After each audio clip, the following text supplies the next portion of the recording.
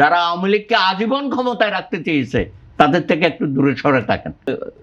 দিল্লিতে একটা think tank আছে ওদের কথা, তার মধ্যে আমি দুজনকে চিনি। বিনা সিকরি আমাদের এখানে ছিল, আরেকজন হচ্ছে পিনাক চক্রবর্তী, দুজনেই ছিল।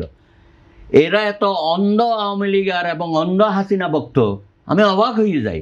রিবা গাঙ্গুলি, রিবা গাঙ্গুলিও সেই দিন এইখানে আমাদের আন্দোলন হচ্ছে স্বৈরাচারের বিরুদ্ধে, তারা ওখানে এই আন্দোলনের বিরুদ্ধে স্লোগান তুলতেছে, সভা সমাবেশ করতেছে।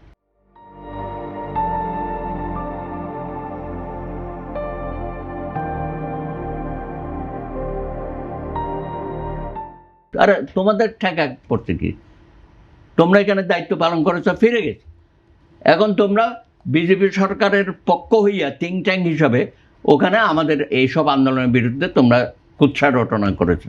অস্বাভাবিক, এগুলো থামাতে হবে।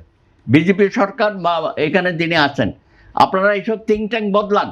2018 নির্বাচনে পরে আমি তাদেরকে বোঝানোর চেষ্টা করছি কী ধরনের নির্বাচন হয়েছে, লিখিত বক্তব্য দিয়েছি, এইসব ঘটনা ঘটেছে। এখানে একটা পরিবর্তন করেন, এভাবে হয় না।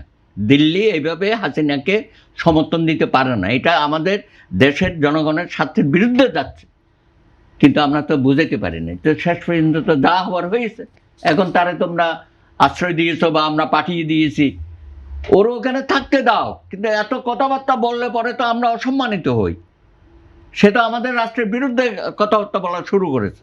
এমনি তো তার মামলা চলতেছে, সাজা হয়েছে, এগুলো দেখতে হবে না? সাজাপ্রাপ্ত আসামিকে ভারত সরকার এইভাবে তো সুযোগ সুবিধা দিতে পারে না। তারা অবশ্য অনেক সময় ওই যে তিব্বতের নেতাকেও তো দিয়েছে, তাই না? আমি তো শুনি না যে সে ওখানে বসে নানান বক্তব্য দিচ্ছে। ওনাকে কেন এত সুযোগ সুবিধা দেওয়া হচ্ছে?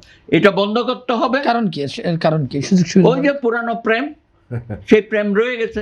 এই প্রেম আমাদের প্রেম থেকে দূরে সরে আসতে হবে। জনাব তারেক রহমান সাহেব, আপনি অবশ্যই যাবেন।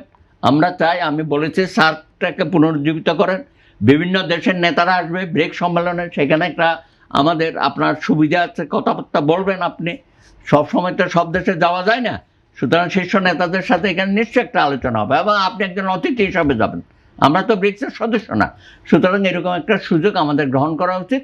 তবে বিজেপি সরকারকে বলবো, আপনাদের যে পুরানো ধ্যান ধারণা এবং আপনাদের আশেপাশে যারা ছিল, যারা আওয়ামী লীগকে আজীবন ক্ষমতায় রাখতে চেয়েছে, তাদের থেকে একটু দূরে সরে থাকেন। এটা আমাদেরও ক্ষতি, আপনাদেরও ক্ষতি।